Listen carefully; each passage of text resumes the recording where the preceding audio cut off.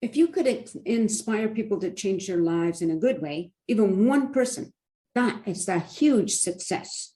Welcome to Small Talk. People come from all walks of life. They all have lives they lead. Any and all are welcome here to come and chat with me. Hello, everyone. Welcome back to the show. And if you're the first time viewer, well, welcome. I hope you'll continue to watch. You know, we've gone through a lot of really tough times. And I think my guest, who has been here once before, has something that will help everybody, all of us, feel a little bit better. Ladies and gentlemen, Chrissie Bettencourt. Welcome back to the show, Chrissie.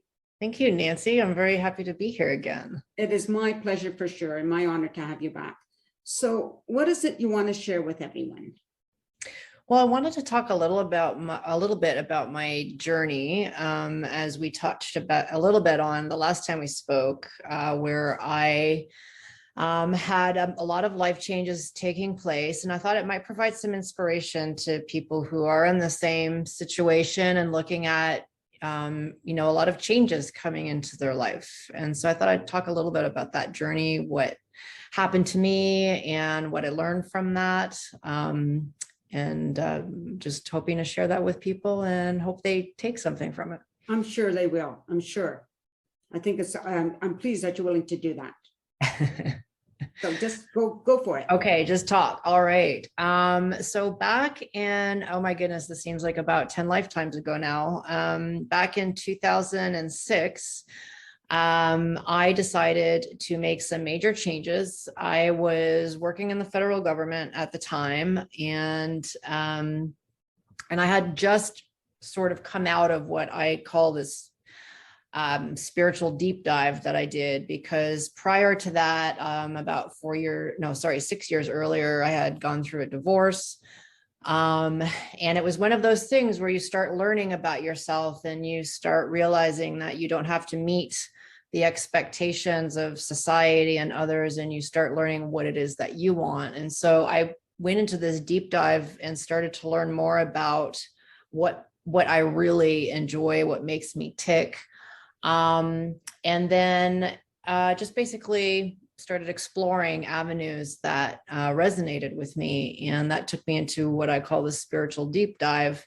And as I came out of that, what ends up happening oftentimes when you start doing the work on yourself, things change in your inner world. And then when that happens and your inner world starts changing and you start to grow and evolve, your exterior or your outer world doesn't really jive anymore. And that's the point that I was at in 2006. And I realized I needed a lot of changes to be able to step into this new phase of my life and of myself. And so my work wasn't really fulfilling, and I felt like I just needed to shift in that and explore other things so that I could learn new skill sets.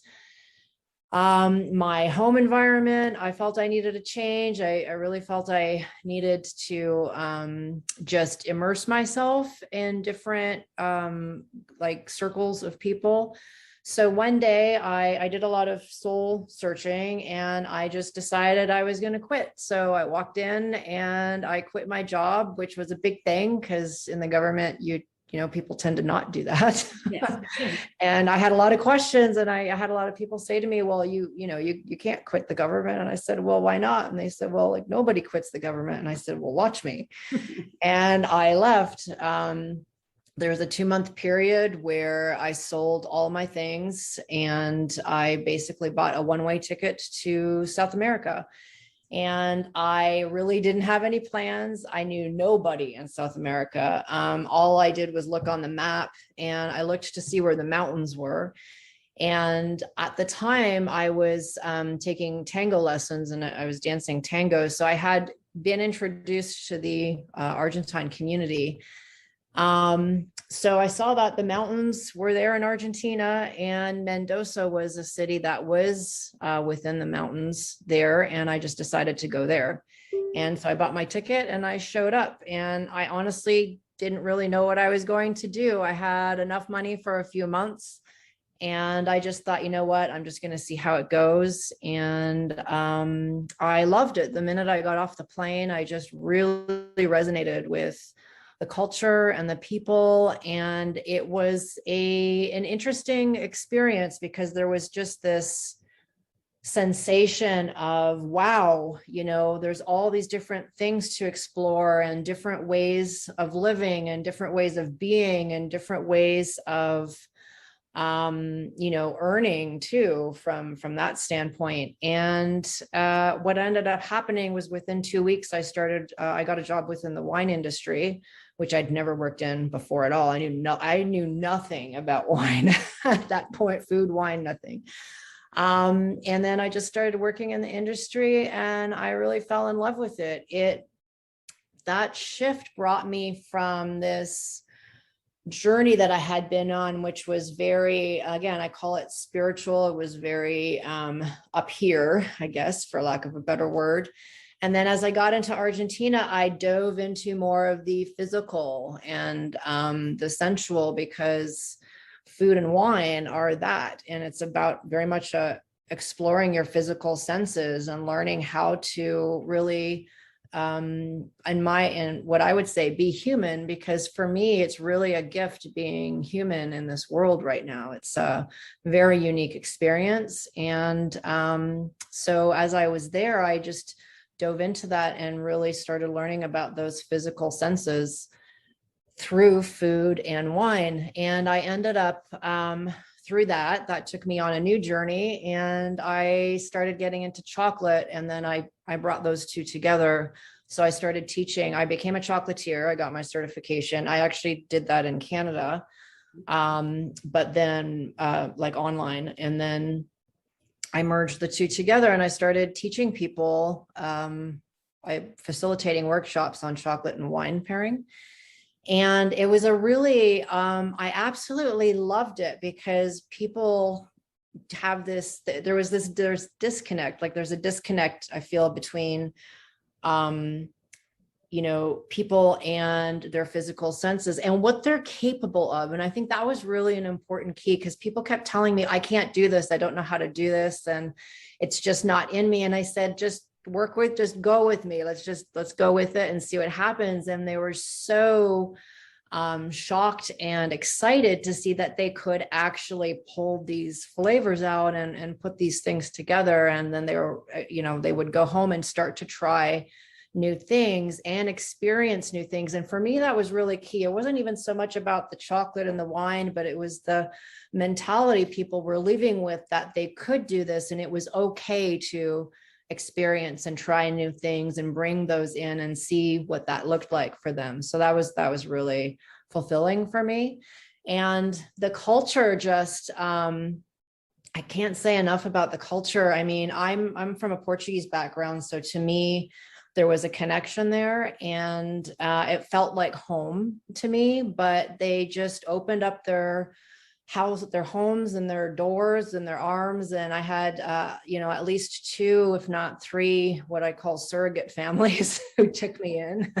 Nice. And they, and the culture was just really beautiful. They're very family oriented, and they prioritize gathering, and they prioritize the gathering around food. And it's a much slower pace than we're used to here. And that was a really important experience for me, because when I came back, it was a question of, now, how can I integrate this with now the North American culture I find myself in? So, I ended up staying in Argentina. I had no plan. I arrived with no plan, and I stayed for 12 years. Oh, wow. My son was born there.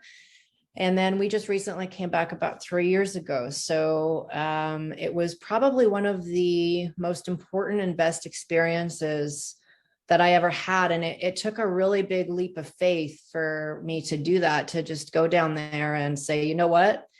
I have nothing to lose, because really at the end of the day, if it doesn't work out, I can always come back. And I think we forget that when we're wanting to try something new, we get so mired in the fear of the unknown that we forget that it's okay, because we can always go back to that familiar if we feel we need to. So so that was a really important lesson for me too. And it was about being able to take that leap of faith and trust in both the powers that be and myself as well as a person, and being able to change and shift my life in such a momentous way. And it just really made me a better person ultimately, I think. I just want to ask, just go back a little bit, and like, how old were you at the time when you moved? I was 32. Okay, so now you had to inform your family and your friends, right? Yes. And what was the reaction from that? They didn't take it so well. So yeah, that's an interesting question, because I got both support and a lot of you're crazy kind of thing. So there was this element of like, well, there was just a lot of people who couldn't understand why I would want to do that. Mm-hmm. And I got constantly asked, are you sure you want to do this? And how is this going to impact your financial future? And how is this going to impact your, and I said, well, it's not about me being crazy. And I thought that was a really interesting reaction, because the minute that we do something that is out of the norm or out of our regular societal template, we're just automatically assumed crazy, right? But that is in fact not the case. What it is just we're following our own instinct and gut as to what is best for us. And that is not always going to follow within that template. In some cases it might, but the important thing is to understand what is best for you. And if it falls outside of that, that's okay, because it's when you do that for yourself, you're creating a better version of yourself, in which case you're then better able to serve other people as that better version of yourself. So it was really interesting. And then I also got a lot of support from other people too, which was really nice, because I kind of needed that as I hit that backlash of, oh my God, you're crazy. Yeah, what's going to happen? You want a one-way ticket. How are you going to get back home? Whatever, right? There was a lot of fear. There was a lot of fear being projected. And I had to really make sure I was discerning that this isn't my fear, it's other people's fear. And I need to make that distinction. Yeah. Now, you mentioned your son was born there. How old was he when you came to Canada, came back? He was about 3.5. Oh, so he didn't really know that too young to know the difference, right? Yeah. To have to adjust again. It must have been difficult for you, I would think. Yes. To readjust. Right? It was difficult for me. Actually, I don't think it's really been until now that I've been able to make that full adjustment. And even then, there are still things that I'm trying to figure out. But being in such a different culture, where the priorities, including the societal priorities, were very different. Mm. And a much slower pace of life, to here where we've got a much faster pace of life. People aren't as, I feel, connected, or, you see less gathering, you see less of that interaction with other people. I find, households are very kind of nuclear. So everybody kind of stays in their own. So that was a hard transition for me, because that was one of the things I loved about being down there, having that sense of community. And I'm not saying that there isn't a sense of community here, because there is. It's just shown in a different way. And I just think that, in general, it's a much more individualistic society here compared to, down south. Yeah. Now, if it wasn't for COVID, and if there was somebody that was thinking of moving to doing what you did, I understand right now with COVID it's different, but if it wasn't a factor, what advice would you give somebody who wanted to just go ahead and do something similar? The first thing I would say is just just do it. If you feel like that is really what's going to be the best thing for you, where you feel you can learn and experience something new, just do it. And always know that you can go back to whatever it is that you left if it doesn't work out, but at least try it out. And, to make people feel better, at least have about 3 to 4 months, financial planning there so that you don't have to worry about money. You've got the money there for that specific time period. And then after that, you determine what you want to do and go from there. But at least you've got 3 to 4 months of experiencing something brand new and a new people and a new culture and that kind of thing. And then the other thing is try to learn the language as much as you can. Yeah, that'll help. Yes. Because I was fluent in Spanish, and that really made a difference. Because when you're able to speak the language, even if it's just a little bit, you don't have to be fluent, but even if it's just a little bit, it creates a bridge between you and the culture you're going to and the people. And they're more apt to really just, open their doors and their arms and include you into things that you probably normally wouldn't experience if you just didn't speak the language at all. Right. I just want to say that both my son and my stepson have gone to different countries, but they had jobs that, my son went to China and he's still there after, I think it's 17 or 18 years now. And my stepson is in Austria, but they had jobs that go to. So that is a little bit safer, yeah, I suppose. Not safer, but I mean, it's a little bit easier on your mind. You've got something to go to. But yours was totally totally without any job or anything in mind, even for work, right? Yes. Yeah. I honestly didn't know what I was going to do. I just knew that I needed to be surrounded by a different culture and a different circles of people. And I figured, well, I'll just see what happens. And at the very least, I can just stay and experience this for a few months and then go back, or see what happens after the 3 to 4 months. And within 2 weeks, I ended up finding a job anyway. That's pretty quick too. Yeah. Yeah. Another thing you mentioned is like when you're giving these training people to, immerse the chocolate and the wine, and some people didn't think they were able to do it. I like that part as well, because with me, I come across people who tell me that they're too old to do something. And I think, how can you be too old, for anything? Yeah, I mean, maybe pole dancing, I don't know. Even pole dancing, there's all sorts of walks of life and ages that do pole dancing too. Yeah. So I think that, I've heard that often, where I'm too old to do this, or I can't do that. And I really feel that anybody can do whatever they want. Honestly, if you really want to do something and you're passionate about it, you can do it. And I think really just those fears come from conditioning and, societal conditioning, all sorts of conditioning, family, societal, you name it. Yeah. So one of the things I think that's important for us to do as just in our lifetime is learn how to surpass those fears. And understand that, again, we are capable of doing almost anything, really, if we just put our minds to it. Yeah.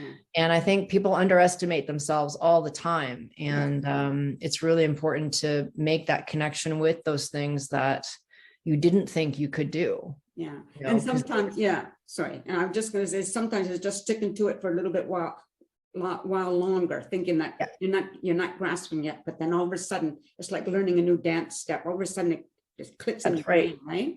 Yep, it's exactly right. If it doesn't always happen within the first 20 seconds. Yeah.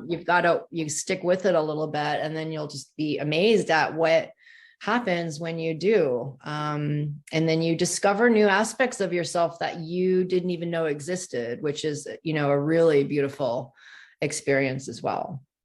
And we're going to end it right there, because I like those words. So I just want to say thanks again, Chrissie, for coming back on the show and sharing that with everybody. And to everybody out there, thank you for watching the show. And listen, if you're living in Chilliwack or anywhere in the surrounding area, it had rain and then freezing rain, and then I think it's raining again. So hopefully some of that ice will melt away. Thank you, everybody. Again, thank you, Chrissie. Come back again in the future. I would love to. Thank you for having me. And thank you, viewers, and peace out, everyone. A sense of community, Chilliwack's a place to be.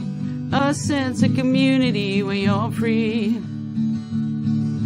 Rolling through the mountains, rolling through the valley, rolling through paradise with me. It's multicultural, you're sure to see it all. Chilliwack's a place to be, you'll see. Come party in the park, go dancing after dark. Chilliwack's a place to be, you'll see.